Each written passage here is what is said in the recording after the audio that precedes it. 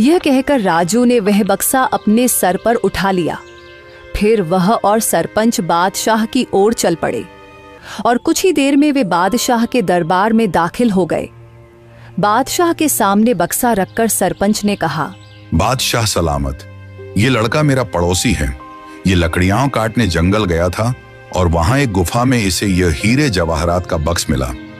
हमें शक हुआ कि शायद यह आपका ही है, इसलिए हम इसे फौरन आपके दरबार में ले आए हैं। यह सब सुनकर बादशाह के दिल में लालच जाग उठा, क्योंकि वह जानता था कि यह बक्सा उसका नहीं है।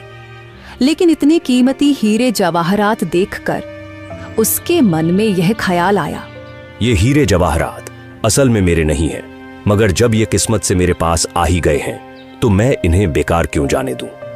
बेहतर यही होता है कि मैं इन लोगों को इसके बदले कुछ इनाम दे देता हूं, ताकि वे खुश हो जाएं और ये खजाना भी मेरे पास ही सुरक्षित हो जाए।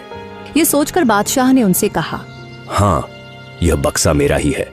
मैंने ही इसे वहां सुरक्षित किया हुआ था, लेकिन तुम दोनों ने ईमानदारी से यह संदूक मेरे दरबार में लाकर बहुत अच्छा किया है। मैं तुम्हारी इस सच्चाई से खुश हूं, इसलिए तुम्हें इनाम दिया जाएगा। ये कहकर बादशाह ने अपने सिपाहियों से कहा, सिपाहियों, यह संदूक इनसे ले लो और खजाने में रख दो। और हाँ, इन्होंने ईमानदारी का सबूत दिया है, इसलिए मेरे खजाने से इन्हें इनाम के तौर पर कुछ धन दे दिया जाए, ताकि ये खुश भी हो जाए और दूसरों के लिए एक मिसाल भी बने। सिपाहियों ने बादशाह के आदेश पर उनसे वह संदूक ले लिया और उसके बदले इनाम के तौर पर उन्हें कुछ धन दे दिया। सरपंच वह रकम पाकर बहुत खुश था, मगर राजू का दिल बेचैन था। उसे अच्छी तरह मालूम था कि बादशाह झूठ बोल रहा है, लेकिन वह कुछ कह नहीं सकता था, क्योंकि कोयल ने उसे अपनी सच्चाई बताने से मना किया था। राजू को डर था कि अगर उसने सच बता दिया तो उसका अपने पिताजी से मिलना मुश्किल हो जाएगा। राजू के लिए दौलत से बढ़कर अपने पिताजी से मिलना जरूरी था, इसलिए वह चुप रहा और फिर दोनों इनाम की रकम लेकर अपने घर की ओर चल पड़े। राजू सरपंच के साथ उसके घर चला गया और घर पहुंचकर उसने अपनी रकम भी सरपंच को दी और कहा, सरपंच जी, ये रकम भी आप ही रख लीजिए। आपने हमेशा मेरी देखभाल की है और मुझे खुशी है कि ये रकम आपके काम आएगी। सरपंच को वो रकम देकर राजू वहां से चला गया और अगले दिन सुबह होते ही राजू फिर से जंगल की ओर चल पड़ा और कुछ ही देर में वह जंगल की उसी जगह पहुंच गया जहां उसे वह कोयल मिली थी। तभी वहां एक साधु आ पहुंचा जो एक बरगद के नीचे बैठा था। उसने राजू से पूछा, अरे बेटा, तुम कौन हो और इस जंगल में क्या कर रहे हो? मैं मोहन का बेटा हूँ और मैं इस जंगल में आता जाता रहता हूँ। ये सुनकर साधु चौंक तो गया, मगर कुछ नहीं बोला और चुपचाप वहां से चला गया। साधु के जाते ही कोयल उड़ती हुई वहां आ पहुंची। वह साधु तुमसे क्या कह रहा था?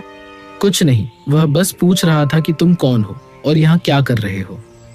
मैंने बताया कि मैं मोहन का बेटा हूँ और यहाँ आता जाता रहता हूँ। यह साधु असल में एक धोखेबाज है। उसने सिर्फ साधु का वेश ओढ़ रखा है, लेकिन अंदर से वह एक शैतान है। मुझे उस साधु से कोई मतलब नहीं है। मुझे सिर्फ तुम और अपने पिताजी की परवाह है। बस तुम बताओ कि मैं तुम्हें उस श्राप से कैसे मुक्त करवा सकता हूँ। अच्छा, तो चलो फिर मेरे साथ। वह राजू को एक गुफा के अंदर ले आई, जहाँ एक शीशे की बोतल पड़ी थी जिसमें जल भरा हुआ था। कल पूर्णिमा की रात है। तुम्हें आधी रात को इसी जगह आकर आंखें बंद करके उस बोतल को तोड़ना होगा। बोतल टूटते ही मैं शराब के प्रभाव से मुक्त हो जाऊंगी और फिर तुम्हें यह राज बताऊंगी कि तुम्हारे पिता कहाँ हैं। क्या मैं इस बोतल को अभी तोड़ दूं?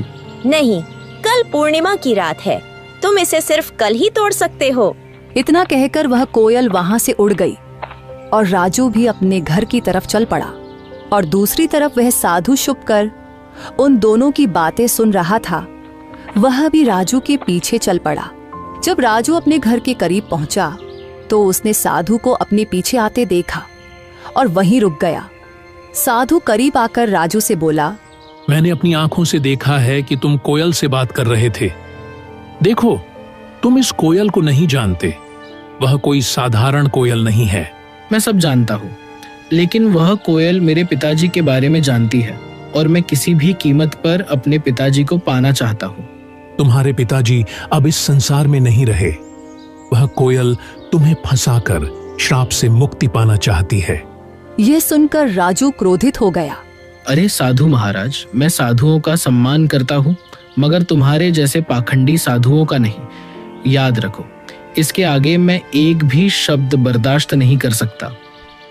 बेहतर है चुपचाप यहाँ से निकल जाओ। साधु कुछ कहने ही वाला था कि राजू ने उसे धक्का दे दिया और कहा, चले जाओ, वरना तुम्हारे लिए अच्छा नहीं होगा। यह कहकर राजू अपने घर चला गया। और दूसरी तरफ सरपंच और उसकी बीवी जब अपने घर से निकले तो उनकी नजर साधु पर पड़ी। वे दोनों साधु के पास आए और सरपंच ने साधु से कहा, अरे साधु महाराज, आप यहाँ क्या कर रहे हैं? मैंने राजू को सच्चाई बताने का प्रयास किया, लेकिन वह सुनने को तैयार ही नहीं हुआ और वह उस कोयल को श्राप से मुक्त करवाना चाहता है। अगर वह कोयल अपने श्राप से मुक्त हो गई तो गांव में तबाही आ जाएगी। गांव का एक भी व्यक्ति जीवित नहीं बचेगा। हाँ, बिल्कुल सही, लेकिन राजू सुनने के लिए तैयार ही नहीं है। साधु महाराज, आप चिंता मत करें, मैं अभी राजू को समझाता हूँ। यह कहकर सरपंच उसी वक्त राजू के घर गया और घर जाकर राजू से कहा, राजू, यह मैं क्या सुन रहा हूँ? तुम जंगल में किसी कोयल से मिलते हो जो इंसानों की तरह बातें करती है।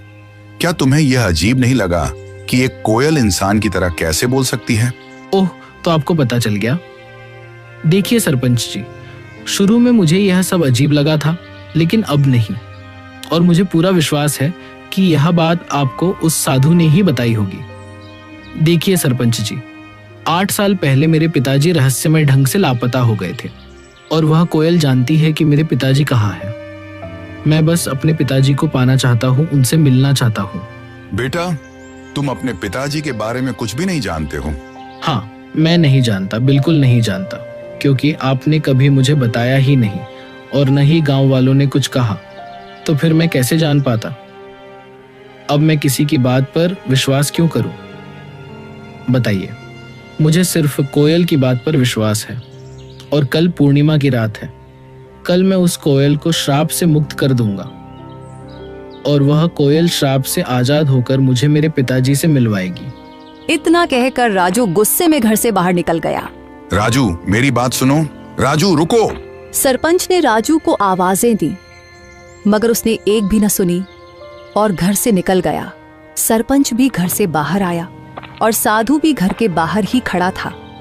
सरपंच ने साधु से कहा, राजू पता नहीं कहाँ गया है। अब हमें कल तक का इंतजार करना होगा और जंगल में जाकर राजू को बोतल तोड़ने से रोकना होगा। अगली रात साधु सरपंच को लेकर जंगल में उस गुफा के पास ले गया और कहा, यही वह गुफा है जहाँ वह बोतल पड़ी है जिसमें उस डायन कोयल की शक्तियां हैं। राजू यहाँ आता ही होगा, हम एक तरफ छुप जाते हैं। यह कहकर वे दोनों गुफा के एक तरफ छुप गए और उसी वक्त राजू वहां आ जाता है।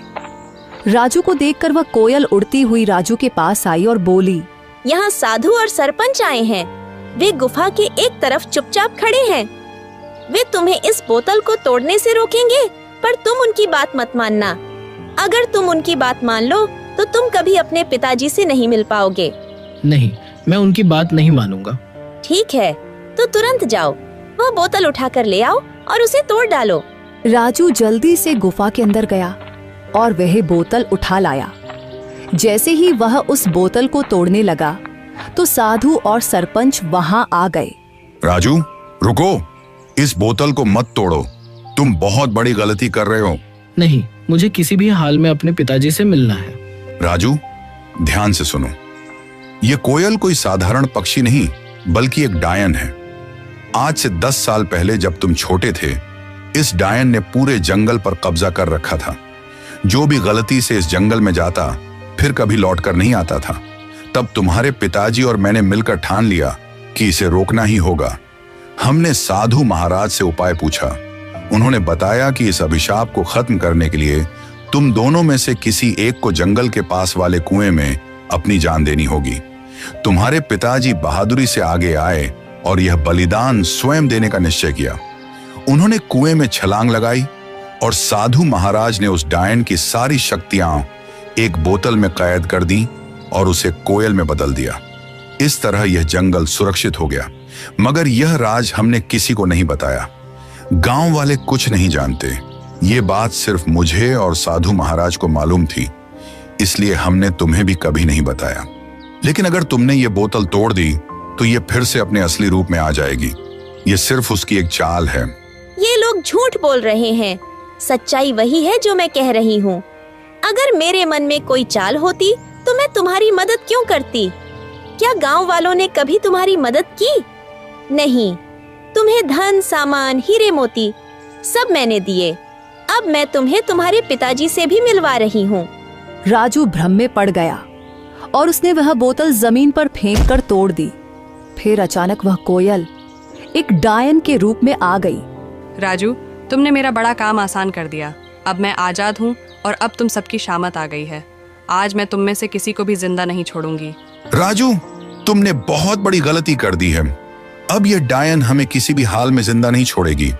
मुझे माफ कर दीजिए सरपंच साहब, मैं उसके बहकावे में आ गया था। क्या अब इसका कोई हल नहीं बचा? इसका बस एक ही हल है कि हमें तुरंत उस कुएं के पास जाना होगा। ये कहकर वे तीनों कुएं की ओर भागे।